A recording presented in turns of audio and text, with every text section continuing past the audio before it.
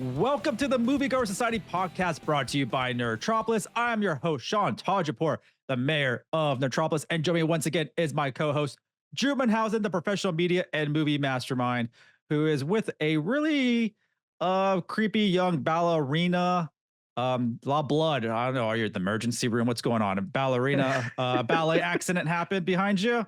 Yeah, that's it. Just another encounter with Abigail. I love the imagery of what they've been doing for the marketing and promos for Abigail and the use of ballet and everything. Of course, we'll get into it in our actual review. But yeah, it's rough going over here in the dance life.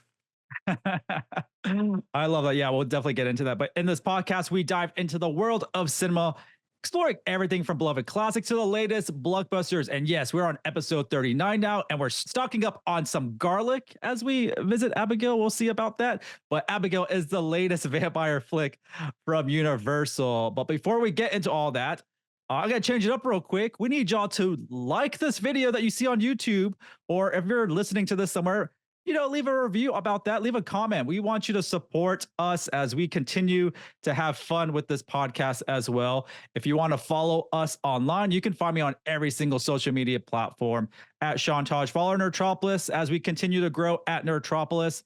There's different ways you can keep in touch with us, but also visit nerdtropolis.com for your daily dose of movie news, reviews, interviews, and trailers. And Drew, where can they find you where you're not contributing to Nerdtropolis? You can find me on different social media platforms at either at Drew Munhausen or at D Munhausen. It's usually one of those. I'm over at Letterboxd, logging the movies I've been watching. I've recently been watching a lot in the Alien franchise because the first movie is celebrating an anniversary here soon. So just watching movies still when I can.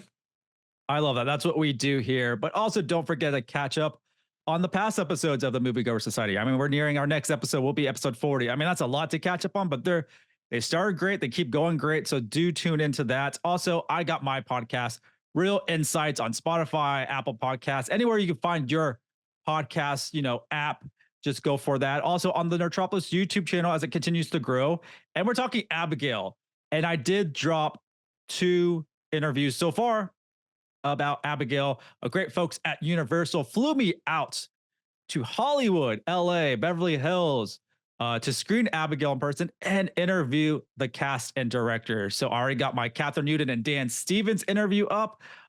Radio Silence, the director duo of the past 2 Scream movies, and are directing this film. And I got more coming from a couple more cast members as well. So this podcast all about Abigail.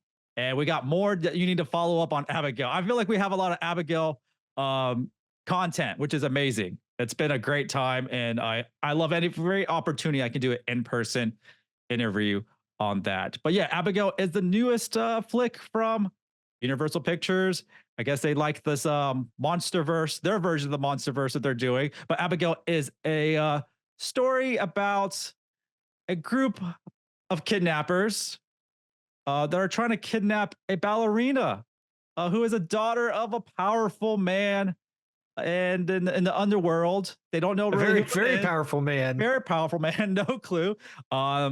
They retreat to a mansion unaware of who this ballerina is. And they're locked inside with a normal little girl that's really not normal. Totally normal. Super normal. That's everything the best normal synopsis I can probably give without getting too much. But I mean, we're going to dive into some spoilers real quick. I mean, I'm sure. So just a heads up, we're going to dive into some details. But this film really surprised me, Drew. It was full of adrenaline to me from start to finish. A lot of people were on the edge of their seats when I was watching it in theaters. I was like, I think y'all are expecting something, but honestly, sometimes we did, and sometimes we didn't get what we were expecting from this film. But like I mentioned, it is directed by Radio Silence duo known for their work on the Scream series, last 2 films. So you know what you're going to get. And this is a rated R flick, and they really take advantage of that.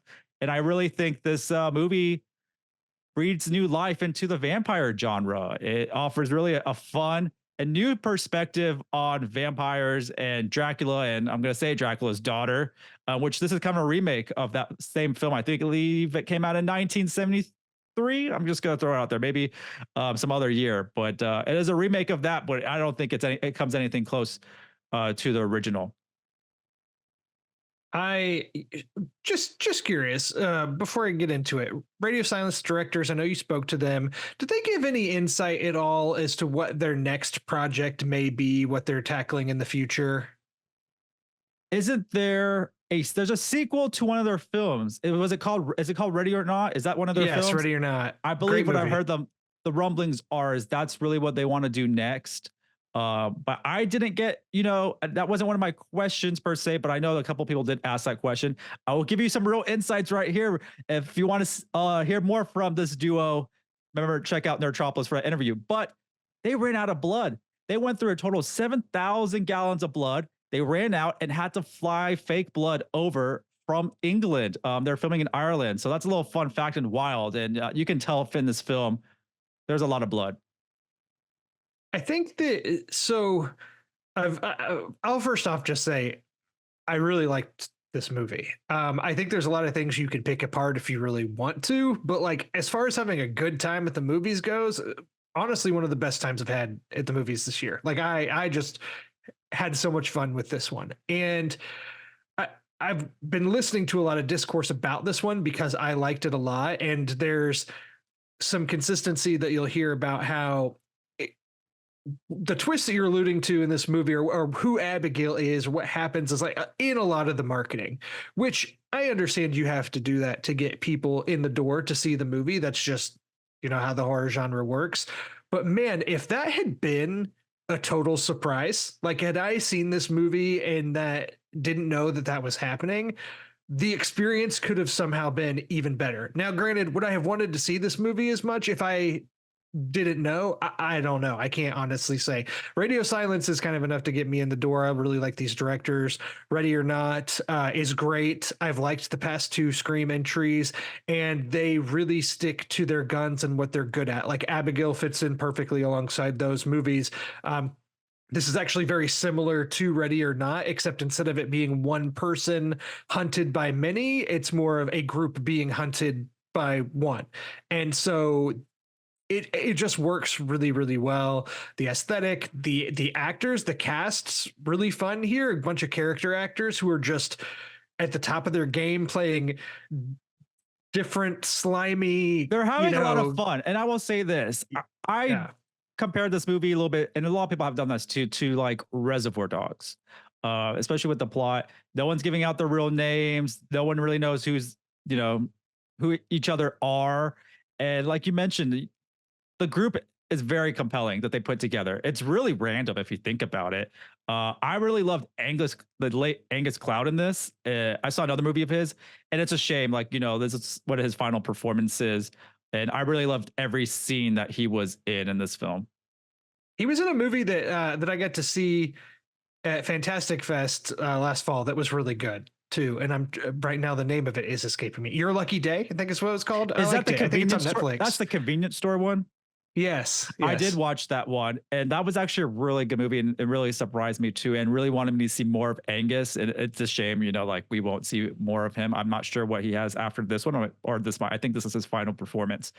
But he was so good in this, especially his scenes with Katherine Newton. I really loved that dynamic. Yeah, and then you've got Kevin Durand, who like it kind of felt like he was all over the place in every movie within like 2009 to 2012. It just seemed like he was in kind of a lot, and then I haven't seen him in as much recently. So when he popped up at this and playing like kind of the muscle character, which actually he's going to be in Kingdom of the Planet of the Apes this year as well, but I thought he was very fun in this. You mentioned Katherine Newton. We'll get into Alicia Ware here soon because we'll want to talk about Abigail herself, but like Dan Stevens, who I just had great things to say about in the recent Godzilla X Kong movie, and seeing him again here just playing a totally different role. Melissa Barrera, I don't know, I don't really have a complaint about anybody in this movie. Yeah, Drew, the cast is probably one of my favorites, like random put together. It's such a random cast, like I mentioned earlier. And doing the interview, so my interviews, mine was paired with Katherine Newton and Dan Stevens. And you talked about Godzilla X Kong, and Stevens in that movie is totally different from his character in Abigail. And I actually really like his character here. He plays Frank. He has a mustache. He has a really cool attitude to himself too. He brings some fun to this movie. And so one of my questions, y'all really need to watch these interviews because they're great, is, which character would you want to see Frank and Abigail team up with?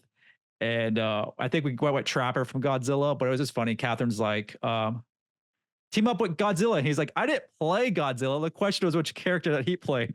And so it's kind of a very funny stuff between the two of them. Really great chemistry. But Dan Stevens really shares a lot of time also with Melissa Barrera. And they have a really cool, like, butting heads in this film. And then you have Kevin Durand, which you mentioned, which we'll see in the Planet of the Apes film. The new one's called, what's the first word? Kingdom of the Planet of the Apes? Kingdom of the Planet of the Apes. Will Catlett's in here too. And that was my other interview I did teamed up with them. They're like the muscle of the movie, which is really fun. Like, they're like the heavy hitters. Will has a gun in Abigail, and I talked to him about, he actually went for training for that. It's not that much gun usage, but he wanted to make sure it looked good, and he went to train that. And then Kevin's just funny. Like, he's the muscle of the group, but a lot of his scenes are very humorous. And he said, a lot of it was just already written as is, and which is kind of hard to say because it seemed kind of improv too. A lot of good, like, back and forth. Like I said, very Reservoir Doggish, but with the interaction amongst everyone. And we mentioned Angus Cloud. I'm gonna keep saying it. He was really fun in this, and I think my favorite scenes are with Angus. And I would say he's very good. I think my favorite scenes are with Katherine Newton in this one. And we just talked about her a bit because we talked about Lisa Frankenstein when we were catching up on some movies that we missed. And Katherine Newton's obviously having a big couple of years here. She's a lead in Lisa Frankenstein. She's Cassie Lang in Ant-Man and the Wasp: Quantumania. I loved her back in Freaky in 2020. Like, she's becoming a great kind of scream queen. But I was interested watching this. I was like, oh, the past few things I've seen Katherine Newton in is she's kind of like a lead or a co-lead. In this one, she's part of an ensemble. But I can understand why she wanted to do this movie, because her role in particular, I think, gets some really fun things to do in the plot, and she is just excellent in it. Like we talked about how much we've enjoyed her in different things like Lisa Frankenstein. This is probably one of my favorite things I've seen her in. Yeah, I'm with you. Like I said, there were some films like I thought she was okay in, but like I really liked her in Lisa Frankenstein, and I liked her performances very much, very much. But there's also the star of the movie, the true star of the movie. And I mentioned this to Radio Silence. I'm like, how did you decide to cast Matilda Alicia Ware as your Abigail? I mean, I was trying to figure out who this was, and I was like, wait, she's in the Netflix version of Matilda, the musical. I mean, two complete opposite characters, from Matilda to Abigail, and she kills it. I mean, literally. I mean, she does such a great job. Good choice of words. She it's kills true. it. Pint size but powerful presence on the screen, and a very formidable creature of the night.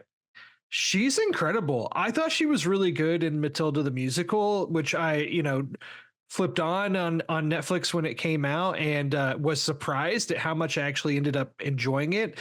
And then in Abigail, I mean, she's just an incredible physical presence despite how small and young she is. There's some scenes in this where, well, this is getting into plot kind of spoiler stuff, but I'll just say that in her role, the way that she infuses dancing into it is just so well done and so well choreographed. Much better than what they did with the dancing in Megan, I will say. I agree. And I'm seeing people that liked Megan more than this. And I'm like, did we see the same movie? And I know that we've had conversations about Megan before on different shows, and that's a movie you weren't a huge fan of. I defended a little bit. I like that movie. I thought this was way better. Just way more enjoyable. Easily. I mean, vampires are fun. And the cool thing is, and we kind of alluded to this is not your typical vampire flick. I talked to Radio Silence about this. They changed the lore a little bit. They had fun with it though, and I don't think this is a spoiler, but there are just certain things that don't work against vampires.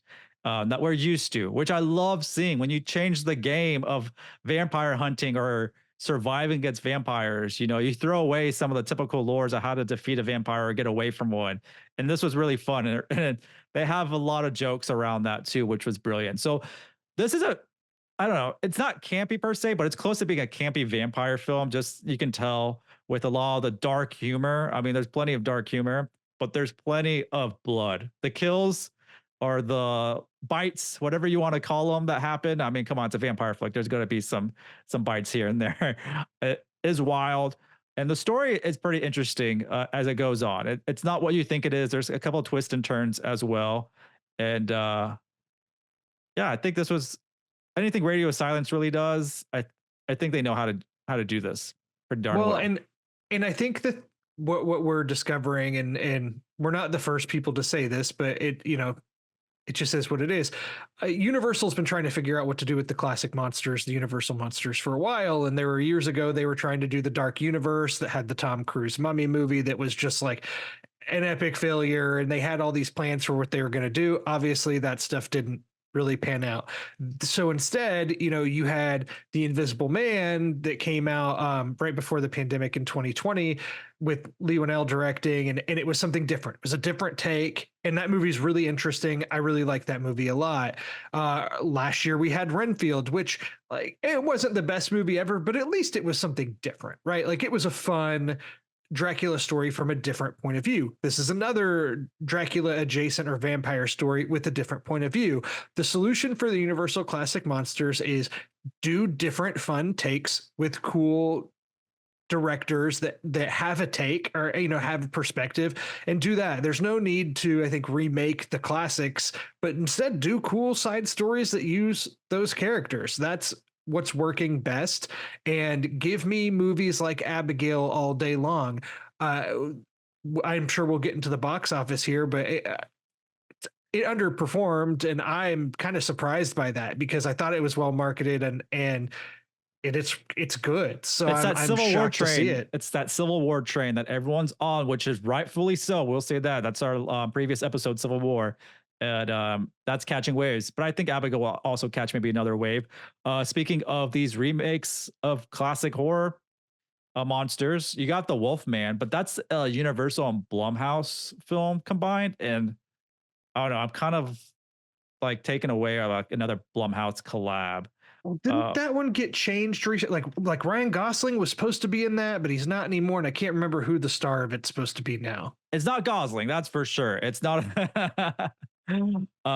But you know, I like Blumhouse, but sometimes they go in a whole different direction.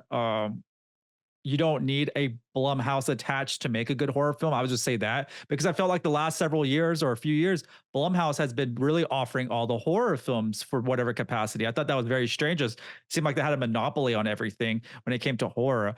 And so now, with the first Omen just coming out, and you have this. I mean, you don't have any, obviously that's 20th Century Studios for the first Omen. So, you don't need Blumhouse to deliver really solid horror films. And I so will this say is this a good though. example. At least Wolfman, it's going to be directed by Lee Winnell. He's working on the screenplay. So, and his Invisible Man movie was a Blumhouse collaboration. So this is a pair that have worked together before and had success before. So hopefully that bodes well. But it's Christopher Abbott that's now starring in it and not Gosling. So, which I like Christopher Abbott, but definitely not as big of a name as Gosling, especially the year that Gosling's having. I'm sure we'll be talking about The Fall Guy here soon, but I don't know. I have. And I another feel like monster it's in movie good coming out hands. too is that Frankenstein movie. I think that's a Warner Brothers film directed by Maggie Gyllenhaal and starring Christian Bale as Oh, Frankenstein. that's right. Yeah, I've seen some pictures starting to come out from that. So I mean, it's cool to see that everyone's really diving into this classic monster stuff. It's a lot of fun, and I think it just needs to be done. I don't know. Horror was kind of neglected for a while. There's only one studio, like I mentioned, Blumhouse. I felt like was really pushing a lot of stuff, and now other studios are like, yeah, we can get back into the horror genre. It was kind of like when we were talking about the rated R comedies were like gone, and then you saw saw them returning, and the biggest rated R comedy of this year is going to be Deadpool and Wolverine. Oh, After if that it's not trailer the biggest drop. movie of the year, absolutely. So it's cool to see kind of going back to what we kind of loved maybe a decade or so ago with these horror films and radar comedies. And we'll have a lot more to come back as the summer is coming. Summer's approaching, Drew. A lot of big movies coming out. But in the meantime, I think our next episode, I was telling Drew, we got to talk about Knuckles next. And then maybe we'll talk about Boy Kills World, which I just watched. And I'll be doing interviews with the cast of Boy Kills World, which I keep wanting to say Boy Meets World every single time I type it or You're say probably it. not alone in that. My mouth keeps saying, I'm an avid Boy Meets World fan. That was what I jammed growing up. So it's hard to say Boy Kills World, which I will definitely be talking about. And I will have some interviews for that as well. Drew, when it comes to Abigail, I gave it a 4 out of 5 star rating. I thought it was really fun, really fresh, a bloody good time. I'd also give it a 4 out of 5. I just had a great time with this, and typically horror has been a genre that perseveres at the box office and does really well. Like you said, the Civil War train is full steam ahead and still was #1 at the box office and beat Abigail, which was surprising to me. If this one doesn't perform as well in theaters, I think it'll be a streaming hit, because I feel like this one will live on, that people are going to discover it if they're not seeing it in theaters, because I don't know.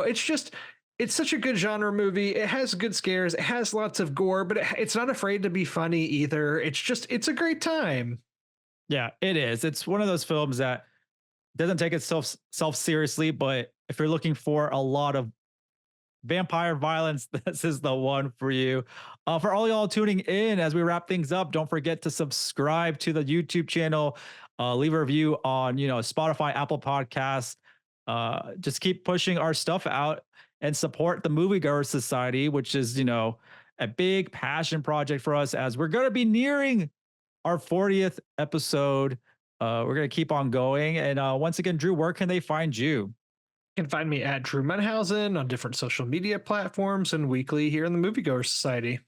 Thanks again for joining us for another episode of the Moviegoers Society. Once again, I'm Sean Tajipour, the mayor of Nerdtropolis, and we will see you at the movies.